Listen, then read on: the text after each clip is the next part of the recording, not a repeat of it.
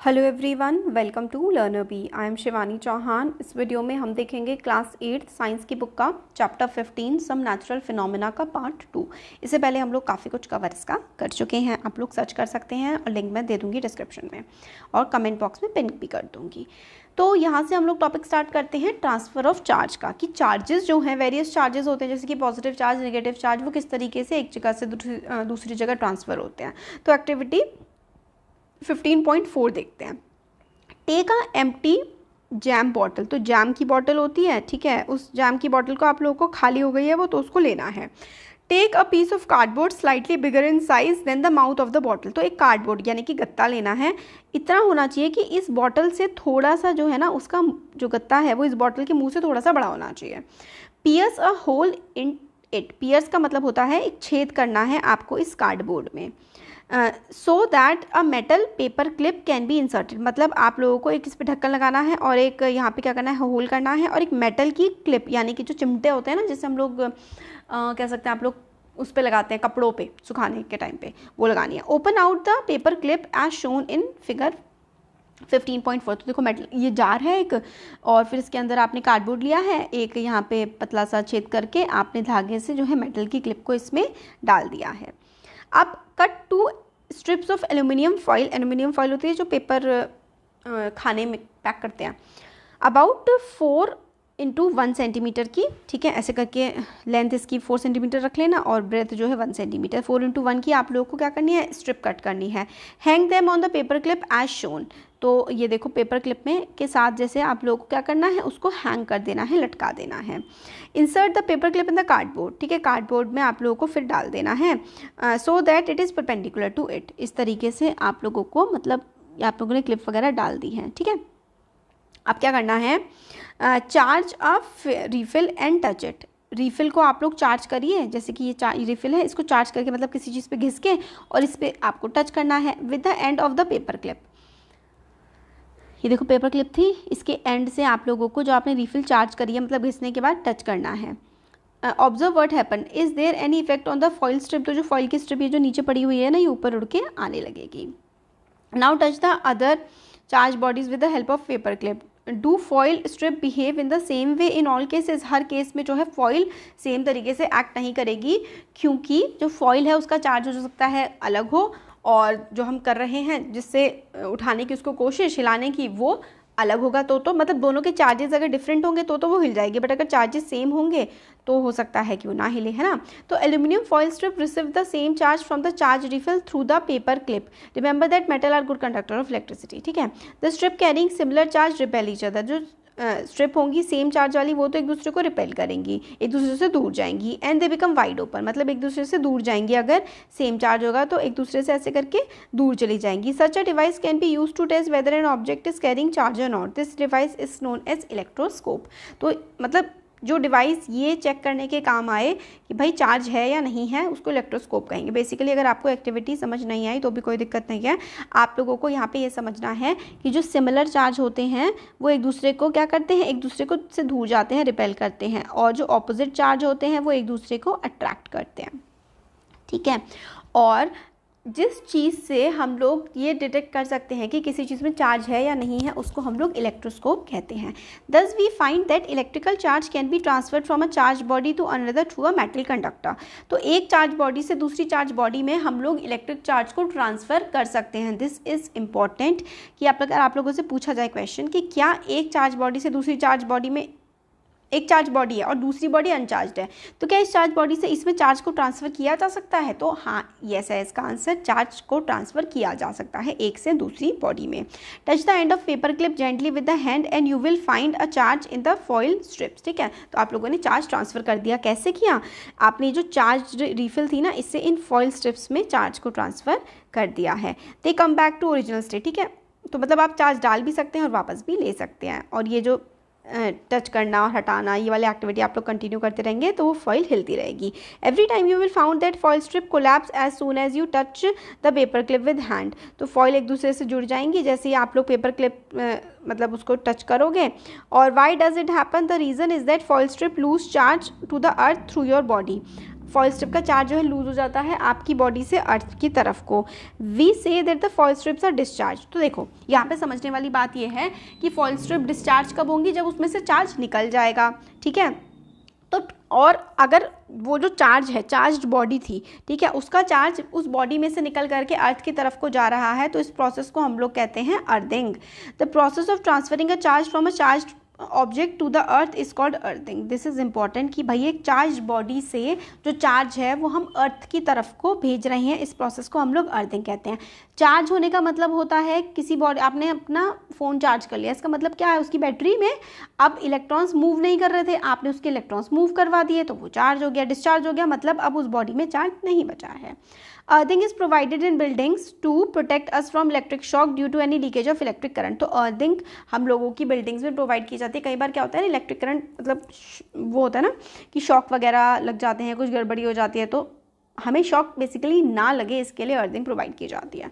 Story of lightning, lightning की कहानी। It is possible to explain lightning in term of charges produce by rubbing. तो जो हम रब करते हैं उसकी हेल्प से ही हम लोग किस तरीके से इलेक्ट्रिसिटी चार्ज मतलब इलेक्ट्रिकल चार्ज प्रोड्यूस होता है क्लाउड्स में, उसको हम लोग क्या कर सकते हैं, डिटेक्ट कर सकते हैं या फिर समझाने की कोशिश कर सकते हैं।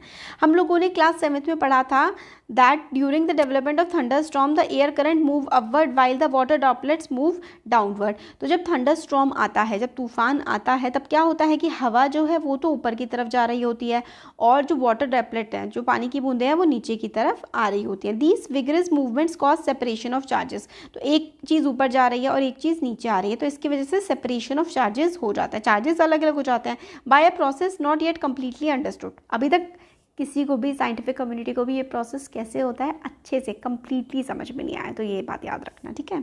The positive charge collect near the upper as of the cloud. तो जो वो होते हैं ना हमारे बादल, उसमें ऊपर की तरफ क्या होता है, पॉजिटिव चार्ज कलेक्ट हो जाता है और नीचे की तरफ क्या होता है, निगेटिव चार्ज कलेक्ट हो जाता है। आप ये डायग्राम याद कर लो कि ऊपर की तरफ सारे के सारे पॉजिटिव चार्ज आ गए और नीचे की तरफ सारे के सारे निगेटिव चार्ज आ गए हैं, ठीक है, ये चीज़ याद रखो। There is accumulation of positive charge near the ground also. Positive charge का जो एक्यूमुलेशन होता है वो ज़मीन के पास, ग्राउंड के पास भी क्या होता है, पॉजिटिव चार्ज, ऊपर पॉजिटिव चार्ज, फिर नीचे निगेटिव चार्ज, फिर और नीचे ग्राउंड के पास, ज़मीन के पास फिर से पॉजिटिव चार्ज। ये डायग्राम इंपॉर्टेंट है, ठीक है, उससे आप लोग एक्सप्लेनेशन लिख सकते हो, लाइटनिंग की कहानी लिख सकते हो। When the magnitude of accumulated charges become very large the air is normally poor conductor of electricity is not able to resist their flow. मतलब यह मैग्नीट्यूड बहुत ज़्यादा हो जाता है का मतलब है कि बहुत सारे पॉजिटिव चार्ज अगर आ जाते हैं, अब एयर जो है वो थोड़ी पुअर कंडक्टर है इलेक्ट्रिसिटी की, ज़्यादा अच्छी कंडक्टर नहीं है इलेक्ट्रिसिटी की है, तो वो ज़्यादा ना क्या करती है, मतलब संभाल नहीं पाती है और उनके फ्लो को बहने से रोक भी नहीं पाती है। तो एयर जो है व्हेन मैग्नीट्यूड मतलब बहुत सारे पॉजिटिव चार्जेस आ जाते हैं, तो एयर जो कि पुअर कंडक्टर इलेक्ट्रिसिटी का, वो रेजिस्ट नहीं कर पाती, इन चार्जेस को आगे फ्लो करने से रोक नहीं पाती है। Negative and positive charge meet, negative charge और पॉजिटिव चार्ज मिलते हैं, producing streak of bright light and sound. Bright light sound, lightning क्यों होती है कि जो ऊपर पॉजिटिव चार्ज होते हैं एक तरफ और एक तरफ जो नेगेटिव चार्ज होते हैं वो क्या होते हैं, जब मिल जाते हैं, जब ये मिलते हैं ना पॉजिटिव और नेगेटिव चार्ज, उसकी वजह से ही लाइटनिंग होती है। सिंपल भाषा में अगर हम बोलें तो नेगेटिव चार्ज और पॉजिटिव चार्ज के मिलने की वजह से लाइटनिंग प्रोड्यूस होती है। We see streaks as light, the process is known as electrical discharge. तो इलेक्ट्रिकल डिस्चार्ज हो रहा होता है। The process of electric discharge can occur between 2 और मोर क्लाउड्स और between clouds and the earth. तो 2 या 2 से ज़्यादा क्लाउड्स के बीच में भी इलेक्ट्रिक डिस्चार्ज हो सकता है या फिर क्लाउड्स और अर्थ के बीच में भी। क्यों? क्योंकि देखो ये दो, एक ये क्लाउड है और ये क्लाउड है, इसमें सारे के सारे क्या थे, पॉजिटिव चार्ज थे, और ये पॉजिटिव चार्ज धीरे धीरे क्या हो रहे हैं, एकदम से बढ़ते जा रहे हैं, इसमें सारे के सारे नेगेटिव चार्ज बढ़ते जा रहे हैं। तो हवा की वजह से ये एक दूसरे से टकरा जाएंगे, और ये ज़मीन है तो ज़मीन पे सारे के सारे पॉजिटिव चार्ज हैं, ये टकरा जाएंगे तो लाइटनिंग होगी, और ये वाला इससे टकरा जाएगा अर्थ से, तो फिर क्या होगी, लाइटनिंग होगी, मतलब बिजली कड़केगी। Today we do not get afraid by lightning like our ancestors did. हमारे जो पूर्वज थे ना वो लाइटनिंग से बहुत डरते थे। नाउ वी अंडरस्टैंड, क्योंकि इसका बेसिक फिनोमिना थोड़ा बहुत हमारी समझ में आ गया है, इसलिए हम इससे डरते नहीं हैं। साइंटिस्ट काफ़ी ज़्यादा मेहनत कर रहे हैं कि लाइटनिंग का जो प्रोसेस है वो पूरी तरीके से हम लोग समझ पाएँ, और किस तरीके से हम लोग और जाने खोने से बचा सकते हैं, जो कि बिजली गिरने की वजह से जान चली जाती है, वो सब हम कैसे बचाएँ। तो लाइटनिंग सेफ्टी के बारे में कुछ प्रिकॉशंस है। ड्यूरिंग लाइटनिंग या फिर थंडर स्टॉर्म, जब बहुत ज़्यादा बादल गरज रहे हों या फिर बहुत ज़्यादा बिजली कड़क रही हो, hearing thunder is an alert to rush to safer place. आप आवाज़ सुने तो एक बंद जगह, जो मतलब घर हो, है ना, सेफ प्लेस पे चले जाओ। After hearing last thunder wait for some time before coming out of the safer place. After hearing the last thunder, जो लास्ट थंडर होता है उसको सुनने के बाद किसी सेफ जगह पर आप लोगों को पहुंच जाना चाहिए। सेफ प्लेस कैसे, कार में बैठ जाओ, बस में, या फिर विंडो, जहाँ पे विंडो वगैरह बंद कर लो, और डोर जो कि मतलब हैं व्हीकल्स के डोर बिल्कुल आप बंद कर लो। Dos and don'ts during a thunderstorm, जब थंडर स्टॉर्म होता है, जब बादल गरजते हैं तो हमें क्या करना चाहिए अगर हम बाहर हैं तो open vehicles like motorcycle, tractor, construction machinery, open cars are not safe. तो जब थंडर हो रहा है, बादल गरज रहे हैं, तो जो ओपन व्हीकल्स हैं, खुले हुए व्हीकल्स हैं, वो बिल्कुल भी सेफ उस समय नहीं होते हैं। ओपन फील्ड या फिर ऊंचे पेड़, शेल्टर्स या फिर पार्क वगैरह, ये सब हमको नहीं बचा सकते हैं। हमें किसी ऐसी जगह पर होना चाहिए जो पूरी तरीके से कवर्ड हो खुद को, अगर हमें बिजली से बचाना है तो। और एक अम्ब्रेला भी बिल्कुल भी सेफ नहीं होता। दिस इज़ वेरी इंपॉर्टेंट कि जब बिजली कड़क रही हो तो क्या आप लोगों को छाता लगाना चाहिए? नहीं लगाना चाहिए। क्यों? क्योंकि जो छाता होता है ना, उसमें मेटल होती है, और मेटल क्या करती है? अट्रैक्ट करती है लाइट को, ठीक है। तो if in a forest take shelter under a shorter tree, तो बहुत ही ऊंचा जो पेड़ होता है ना, उस पर बिजली गिरने का ज़्यादा खतरा होता है एज़ कम्पेयर टू एक छोटे पेड़ पर, ठीक है। तो कभी भी अगर जैसे कि बिजली कड़क रही हो, जंगल में हो, तो कभी भी ऊंचे पेड़ के नीचे शेल्टर मत लो, मतलब नहीं छुपो जा करके ऊंचे पेड़ पे, छोटे पेड़ पर जाकर छुपो। इफ़ कोई शेल्टर अवेलेबल ना हो, आप ऊपर फील्ड में हो, तो आप कोशिश करें कि आप पेड़ों से दूर रहें, क्योंकि पेड़ फिर गिर सकते हैं आपके ऊपर।